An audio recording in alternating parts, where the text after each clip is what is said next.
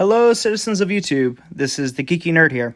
And today we're going to be talking about my ultimate, no expenses spared, hold nothing back AR15 build.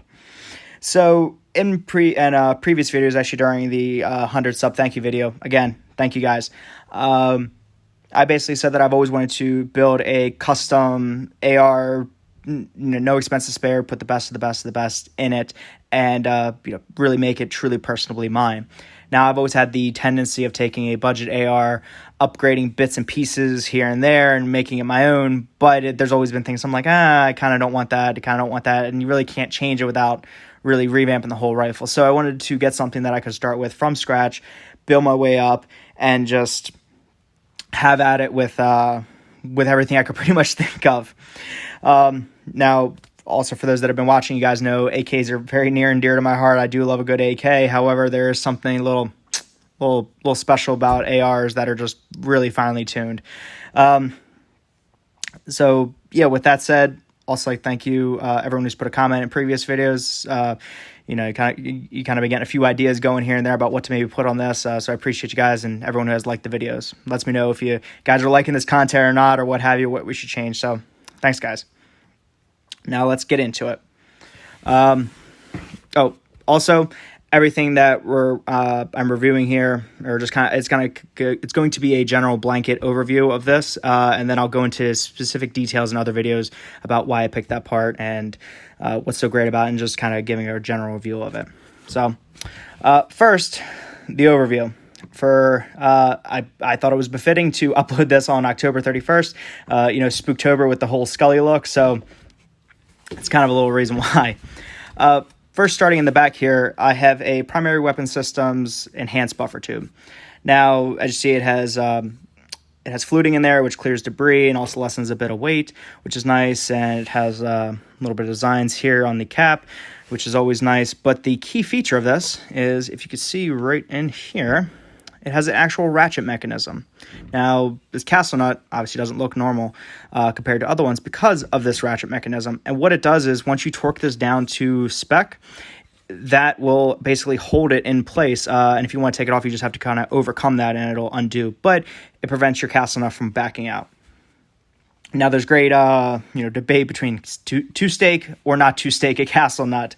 I've always fallen under the line of, torque it nice and tight. If it's going to be your primary go-to battle rifle, yes, you should probably stake it just to have that little bit of extra security. However, if it's just your running gun or plinker, it isn't going to kill you if you want to stake it or not. I personally don't. But this is a fantastic alternative solution to that problem.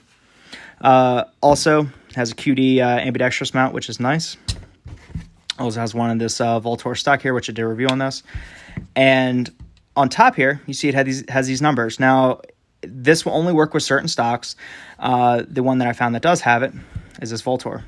Now, you see it has a little hole here, a little witness hole. Basically, once you slide the buttstock on there, it will tell you what position your stock is in, which is a fantastic little touch.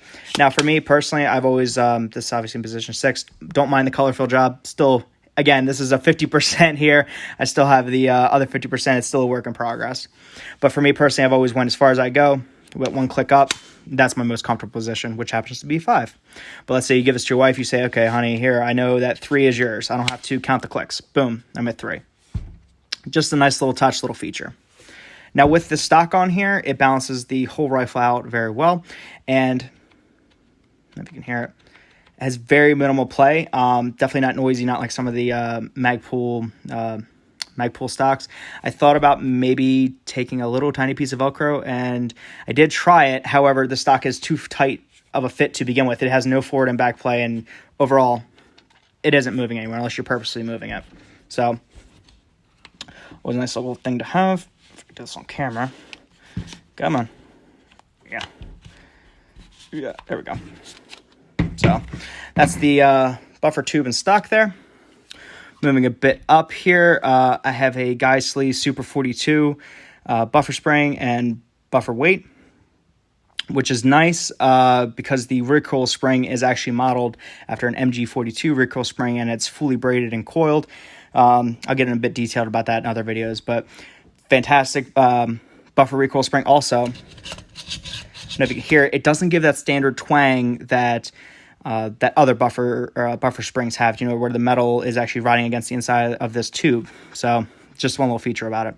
Also, circling back here, this tube itself is very well machined to where some of the buffer tubes can be roughly finished on the inside to where it increases the acoustics of that noise. This is very nicely machined, including with that nicely machining there. You see it has an extended lip that actually comes farther into the receiver once you thread it. So instead of this buffer tube just going into the receiver and holding right here against those threads, it actually has a bit more meat on the bones to prevent flexing of it and just relying on those threads. So just a nice little touch they have added. Moving on up, added an AccuShim, which just reduces the amount of play and wobble. It didn't have that much to begin with, so I had to really take my time, file it down, and get it right, but nothing too crazy there. I have Geissele front and rear takedown pins, which are nicely checkered, gives a good little aesthetic to the overall looks of the rifle, keeping it that blacked out look, but adding a little bit of flair to it. Up here, you see I have the Geissele extended magazine release, stainless steel, which is nice. Perfectly fits my hand. Can engage it, has a solid lock up there, and works perfectly. Now, going a bit up here, I have the Geissele. As you can tell, I went Geissele because they're both expensive and worth their expense. So, Geissele Maritime bolt release, which is always nice. I debated putting a bad lever on here. I have a bad lever, Magpul bad lever on my other build, on my other Ruger AR556, but I like it. But for this build, I feel like I wanted to get more in the right way than anything, and I just like the looks and aesthetics of it to keep it in line with this checkered look. And I've never had one, and they seem pretty good, and dang it, do they work really well. Moving on down, I have the Thrill RTG grip. Did a review on this one here and just said why this is a good grip for what the cost of it is, and just fits like a glove. I mean, best grip I've had, bar none, hands down. The only thing I wish they would have is maybe a storage compartment, but not a huge thing, because this along with the SIG 516 upper is she's a bit weighty for what she is. Now, this, of course, is going to be an SBR build, so that's why I don't have anything all hooked up here. I'm looking to keep the Alphabet Boys happy. Yeah, and just kind of, keep that rolling there. If you guys know the meme that I, of course, being the channel, the geeky nerd here, I got to throw some geek culture in here. The meme to where it's like Rolf from Ed, Ed. He's like, "Life has many doors, Fed boys."